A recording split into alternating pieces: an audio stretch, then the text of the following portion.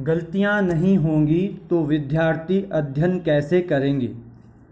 सन 1948 में अहमदाबाद की एक अनुसंधान प्रयोगशाला में कुछ विद्यार्थी प्रयोग कर रहे थे। भारी विद्युत धारा के प्रभाव के कारण यंत्र जलकर नष्ट हो गया।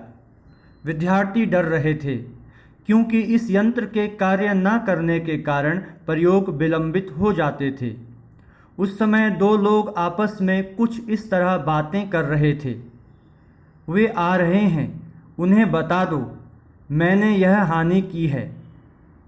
तुम स्वयं ही जाकर उन्हें बोल दो। नहीं, मैं नहीं बोल सकता, मुझे डर लग रहा है। जब ये बातें हो रही थीं, उसी समय विक्रम साराभाई उनके पास आए और पूछा, क्या बात है। विद्युत मीटर में से भारी विद्युत धारा के प्रभाव होने से मीटर में गड़बड़ी हो गई है। उत्तर मिला, बस इतनी सी ही बात है, उसके बारे में अधिक चिंता मत करो। अध्ययन करते हुए ऐसी घटनाएं होती हैं। जीवन में गलतियां नहीं होंगी तो विद्यार्थी अध्ययन कैसे करेंगे। तुम लोग भविष्य में सावधानी से कार्य करना सीखो, वही बहुत है। विक्रम साराभाई का जन्म 12 अगस्त 1919 में गुजरात के अहमदाबाद में हुआ।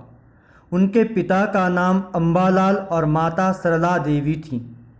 एक बार 5 या 6 वर्ष की आयु में विक्रम अपने परिवार के साथ शिमला गए थे।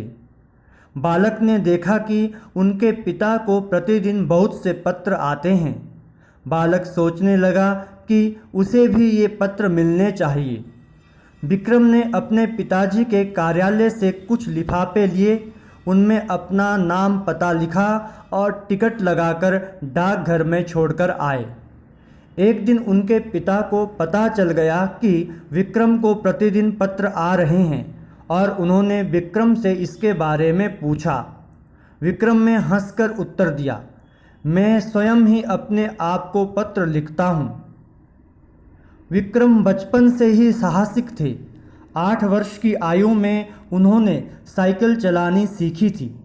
वे साइकिल को ऐसे खतरनाक ढंग से चलाते थे कि सब आश्चर्यचकित हो जाते थे।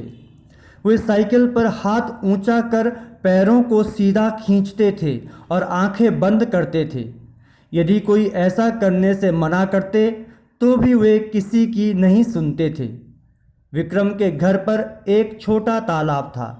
वह उस तालाब में एक नौकर और 2 बच्चों के साथ नाव चलाते थे।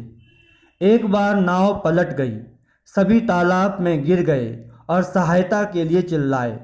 बागवान ने उनके चिल्लाने की आवाज़ सुनी और उसने तालाब में कूदकर सबके जीवन को बचाया। विक्रम को गणित और विज्ञान के अध्ययन में अधिक रुचि एवं उत्साह था।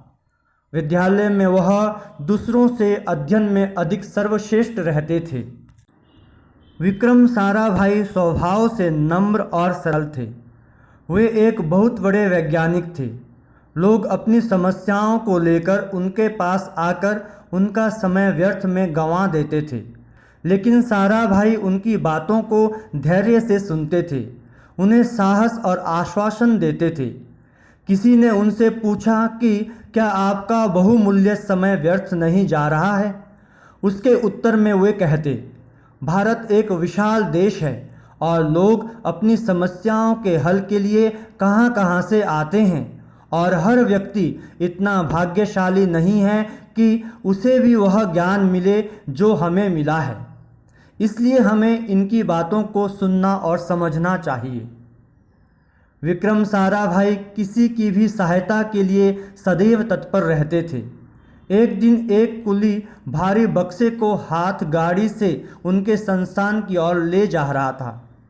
उसे गाड़ी चलाने में कठिनाई हो रही थी। साराभाई यह देखकर शीघ्र ही दौड़ लगाकर कुली को गाड़ी चलाने में सहायता करने लगे।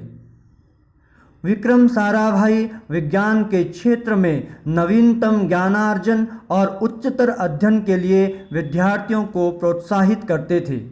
भारत सरकार ने सन 1962 में उन्हें भौतिक विज्ञान के क्षेत्र में उनके विशेष कार्य के लिए शांति स्वरूप भटनागर पुरस्कार और सन 1972 में मरणोपरांत उन्हें पद्म विभूषण से विभूषित किया। डॉक्टर विक्रम साराभाई को भारतीय अंतरिक्ष कार्यक्रम का जनक कहा जाता है। 1963 में इसरो के सबसे महत्वपूर्ण केंद्र का विक्रम साराभाई अंतरिक्ष केंद्र के रूप में पुनः नामकरण किया गया।